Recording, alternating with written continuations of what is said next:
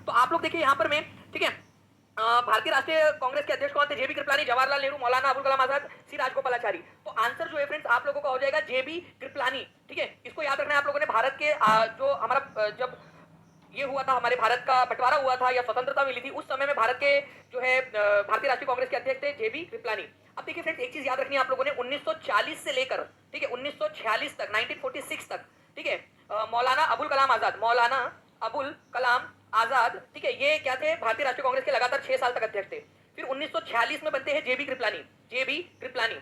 और 1947 के अंदर में कोई इलेक्शन होता ही नहीं है, तो 1947 में जब देश आजाद हुआ और देश का बंटवारा हुआ, दोनों ही चीजें मैं आपको बता दूं, दोनों तरह से क्वेश्चन पूछे जा सकते हैं। ठीक है, अगर आप लोग कहोगे तो वो क्वेश्चन मैं आपको दिखा भी दूंगा रात वाली क्लास के अंदर में भी कि किस तरीके से भारत के बंटवारे के समय पूछा गया था। तो 1946 में जेबी कृपलानी थे। फिर बाद में 1948 में, ठीक है, 1948 में जयपुर में अधिवेशन होता है और पट्टाभी सीतारामैया जो है वो अध्यक्ष बनते हैं। आपसे बोला जा रहा है कि अगर भारत की आजादी के बाद पहला इंडिपेंडेंट इंडिया में पहली बार जब इलेक्शन हुए तब कौन बना था? फर्स्ट सेशन कब हुआ था? तो 1948 में जयपुर में हुआ था, जिसमें पट्टाभी सीतारामैया अध्यक्ष बने थे। इंपॉर्टेंट वाला क्वेश्चन है फ्रेंड्स, प्लीज यहां पर मैं, ठीक है, ध्यान रखेंगे आप सभी के सभी लोग। इंपॉर्टेंट पॉइंट, तो इसका आंसर हो जाएगा जेबी कृपलानी। नेक्स्ट क्वेश्चन की तरफ में आगे बढ़ते हैं फ्रेंड्स। इंपॉर्टेंट वाला आपका करंट अफेयर का क्वेश्चन, ध्यान से समझिए आप लोग। मैं आज रात में आप लोगों को जो है पूरी की पूरी करवाने वाला हूं भारतीय राष्ट्रीय आंदोलन। कल मैं आपको जो है फ्रेंड्स करंट अफेयर्स भी करवाने वाला हूं इसी तरीके से। अगर आज का सेशन हिट रहता है, आप लोगों ने बढ़िया से प्रतिसाद दिया, 5000 बच्चे लाइव रहते हैं, तो मैं कल आप लोगों को करंट अफेयर्स भी करवाऊंगा, पूरा का पूरा 6 महीने का करंट अफेयर्स। ठीक है, और आप लोग कहोगे तो फ्रेंड्स बिहार का स्पेशल वाला भी उसमें जोड़ देंगे। जनवरी 2024 में, ठीक है, स्वच्छ सर्वेक्षण पुरस्कार 2023 की घोषणा की गई। ठीक है, सबसे स्वच्छ शहर का प्रथम पुरस्कार किसको मिला है? और ये लगातार वही शहर जो है वो जीत रहा है फ्रेंड्स, ये याद रखना है आप सभी लोगों ने। ठीक है, तो यहां पर मैं इंदौर, सूरत, ए और बी दोनों इनमें से कोई नहीं। देखते हैं आंसर कितने लोग कर पाते हैं। यहाँ पर में पोल भी आना स्टार्ट हो गया है फ्रेंड्स। सी आंसर लगा रहे हैं कुछ लोग, ए आंसर लगा रहे हैं। मैक्सिमम लोगों का आंसर ए है। ठीक है, ए और सी के बीच में टाई, और यहाँ पर में ए जो है वो जीत गया है। लेकिन मैं आप लोगों को बता दूं फ्रेंड्स, आंसर आप लोगों को ऑप्शन नंबर सी होगा, ए एंड बी दोनों। ध्यान से समझिए कैसे, क्योंकि ये बहुत ज्यादा इंपॉर्टेंट क्वेश्चन है, बहुत ज्यादा इंपॉर्टेंट क्वेश्चन। ध्यान से समझिए, देखिए 2016 में पहली बार हुआ था ये। ठीक है, 2016 में पहला स्वच्छ सर्वेक्षण, प्रतिस्पर्धा, हेल्थी कंपटीशन होना चाहिए, होना चाहिए नहीं होना चाहिए? हेल्थी कंपटीशन होना चाहिए ना। तो फ्रेंड्स 2016 के अंदर में ये किया गया कि कौन सा शहर ज्यादा साफ है, कौन सा राज्य ज्यादा साफ है। तो इस बार 2023 वाला जो था आप लोगों का 8वें नंबर का संस्करण था, ये भी क्वेश्चन बन सकता है। कौन सा था? 8वें नंबर का था। कब पहली बार आया था? 2016 में। कौन सा मंत्रालय इसको रिलीज करता है? वेरी इंपॉर्टेंट क्वेश्चन, ये भी क्वेश्चन बन चुका है। देखिए फ्रेंड्स यहाँ पर मैं आप लोगों के 1900 के करीब लोग देख रहे हैं, 1000 लाइक्स, 1000 प्लस लाइक्स हो चुके हैं। बहुत बहुत शुक्रिया आप सभी लोगों का। जल्दी जल्दी से फ्रेंड्स आप लोगों ने दोनों नंबर को 3000 के पार पहुंचाने हैं। ठीक है, आवास और शहरी कार्य मंत्रालय जो है इसको निकालता है, आवास और शहरी कार्य मंत्रालय। ठीक है, सारे के सारे इस पे क्वेश्चन पूछेंगे। अब ध्यान से समझना, अब द मोस्ट इंपॉर्टेंट पार्ट यहाँ पर मैं क्वेश्चन बनने वाला है, ये आप लोगों का जॉब लगा सकने वाला क्वेश्चन है। सबसे स्वच्छ शहर, हमेशा पहले अकेला इंदौर रहता था मध्य प्रदेश का, इस बार सूरत भी पहले नंबर पे आया है, फर्स्ट टाइम फर्स्ट नंबर पे, और ये भी पहले नंबर पे है। तो पहले नंबर पे दो शहर है, इंदौर और सूरत। ठीक है, गुजरात का सूरत, मध्य प्रदेश का इंदौर। अब यहां पर मैं इस क्वेश्चन का आंसर अब करो, जितने भी लोगों का गलत हुआ था कमेंट में सभी लोग आंसर करेंगे यहां पर में। ठीक है, जल्दी जल्दी से बताइए यहां पर में अब आंसर क्या होगा। आपको पता चल गया ना, देखो इंदौर भी है फर्स्ट नंबर पे मध्य प्रदेश का, और सूरत भी है फर्स्ट नंबर पे, है ना। तो दोनों के दोनों है, तो आंसर ए एंड बी दोनों हो जाएगा यहां पर में। इस तरीके से आपको करना था, और ये क्वेश्चन एग्जाम के अंदर में पूछे जाने की बहुत अधिक संभावना है। और एक्स्ट्रा जानकारी दूं, कितने लोग चाहते हैं इसकी एक्स्ट्रा जानकारी दे दूं, वो मेरे को हाथ ऊपर करके बता देंगे, ताकि मुझे पता चल जाए कि किस तरीके से आगे आप लोगों को सेशन को लीड करना है, कैसे आप लोगों के सेशन को आगे बढ़ाना है। ठीक है, 2000 प्लस बच्चे हो चुके हैं। जल्दी जल्दी से सेशन को लाइक भी करते रहेंगे, शेयर कर देंगे। जिन बच्चों ने टीचिंग परीक्षा चैनल को सब्सक्राइब नहीं किया, चैनल को सब्सक्राइब जरूर कर देना है ऐसे ही सेशंस के लिए। नाउ फ्रेंड, थर्ड नंबर पे नवी मुंबई आता है आपका, महाराष्ट्र का नवी मुंबई। ठीक है, इतना याद रखना है आप लोगों ने। अब देखिए मान लीजिए ये तो हो गए आप लोगों के सबसे स्वच्छ शहर जिनकी आबादी 1 लाख से ज्यादा है।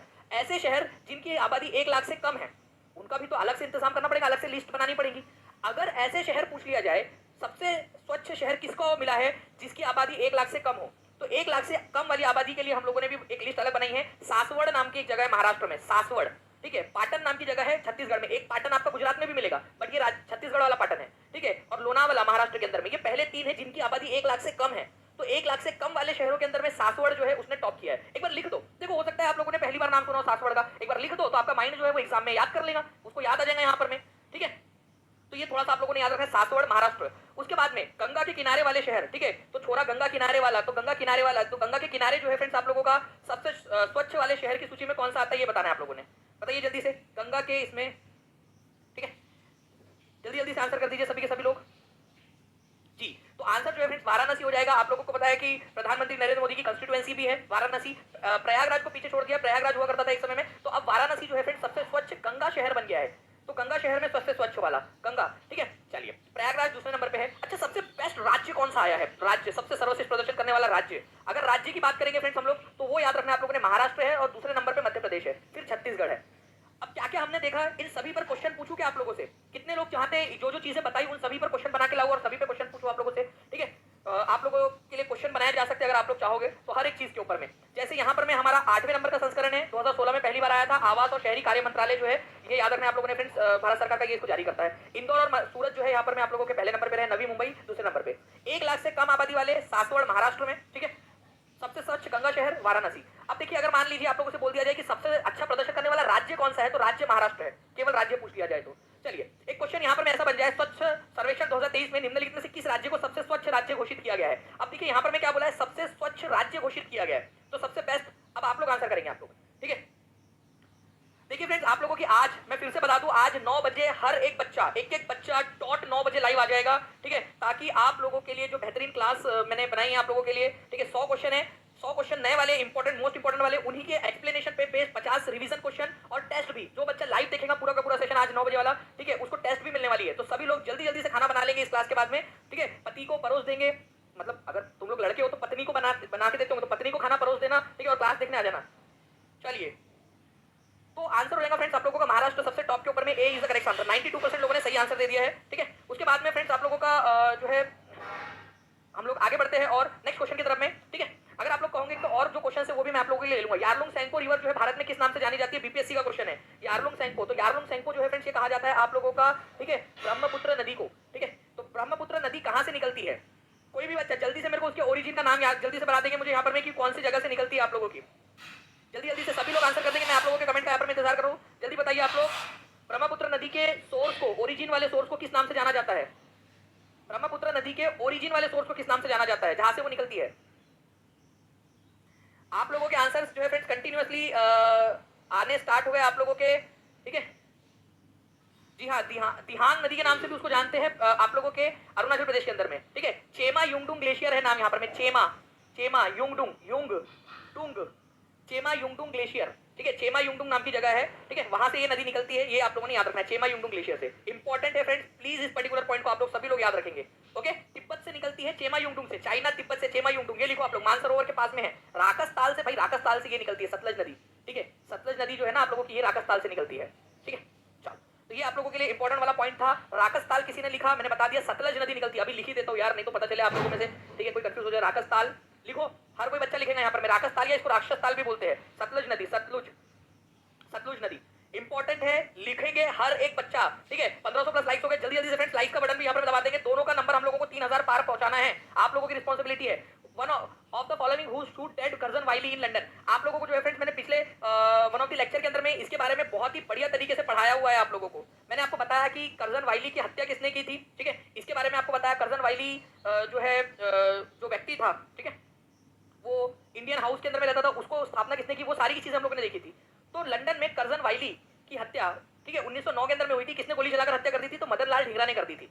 ये एक बहुत ही इंपॉर्टेंट वाला क्वेश्चन है आप लोगों का फ्रेंड्स। तो 1909 में लंदन में कर्जन वाइली की हत्या मदन लाल ढींगरा ने कर दी थी, ठीक है। ये कहाँ के थे, ठीक है, ये याद रखना आप लोगों ने, इंडिया हाउस इन लंदन, एक जगह आप लोगों की इंडिया हाउस, उसको वहां पर में ये रहा करते थे। श्यामजी कृष्ण वर्मा, इन्होंने इसकी स्थापना की थी। आप लोगों को याद है, कितने लोगों को याद है, क्वेश्चन कराया था, श्यामजी कृष्ण वर्मा ने इसकी स्थापना की थी। श्यामजी कृष्ण वर्मा, श्याम, ठीक है, श्याम जी कृष्ण वर्मा, इन्होंने इसकी स्थापना की थी। ये क्वेश्चन भी बनता है, श्यामजी कृष्ण वर्मा ने इसकी स्थापना की थी, ठीक है, 1905 के अंदर में, ठीक है। कब की थी? तो 1905 में इसकी स्थापना की थी लंदन में। बाद में वीर सावरकर ने इसको अपने हाथ में ले लिया था। मदन लाल ढींगरा यहीं पे रहा करते थे, इंडियन हाउस के अंदर में। इंडिया हाउस जो है आप लोगों को बता दूं फ्रेंड्स, एक हॉस्टल था, वही के एक छात्र थे ये, ठीक है, और उन्होंने जो है कर्जन वाइली को मार दिया था। चलिए आगे बढ़ते हैं हम लोग फ्रेंड्स। 1909 में, और उनको 1909 में उनको फांसी भी दे दी गई थी। कर्नल वाइली या कर्जन वाइली जिसको बोलते हैं, कर्नल कर्जन वाइली उनका नाम था पूरा, उनकी हत्या के लिए किसे आजीवन कारावास की सजा दी गई थी, ठीक है। अब यहाँ पर मैं इस पर्टिकुलर क्वेश्चन को आप लोग देखिए, आजीवन कारावास की सजा दी गई। क्वेश्चन में क्या बोला गया है, किसको आजीवन कारावास की सजा दी गई इसके अंदर में, इस में। और मैं आपको बताना चाहूंगा फ्रेंड्स कि आजीवन कारावास की सजा नहीं दी गई थी, उनको मृत्यु दंड दिया गया था, फांसी पे लटका दिया गया था। तो क्वेश्चन ही अपने आप में जो है ये वेग हो जाता है, answer none of the above हो जाएगा। मदन लाल ढींगरा को जो है फांसी दी गई थी, ठीक है, फांसी की सजा दे दी गई थी इनको, ये याद रखेंगे आप सभी लोग, ताकि ऐसा कोई कर ना पाए, ठीक है। तो इस पर्टिकुलर पॉइंट को आप लोग याद रखोगे फ्रेंड्स, मदन लाल ढींगरा जो है इनको फांसी की सजा हुई थी, ना कि जो है वो हुआ था उनको कारावास। तो आंसर आप लोगों का नन ऑफ द कब की थी? 1940 में, ठीक है, 1940 में उधम सिंह ने, और करजन वाइली की हत्या किसने की थी? तो ये आप लोगों का आंसर हो जाएगा, ठीक है, मदन लाल टिकरा ने। तो इन 2 पॉइंट्स को प्लीज अच्छे से आप लोग याद रखिए फ्रेंड्स, इंपॉर्टेंट है, एग्जाम के अंदर में आप लोगों से पूछा जा सकता है।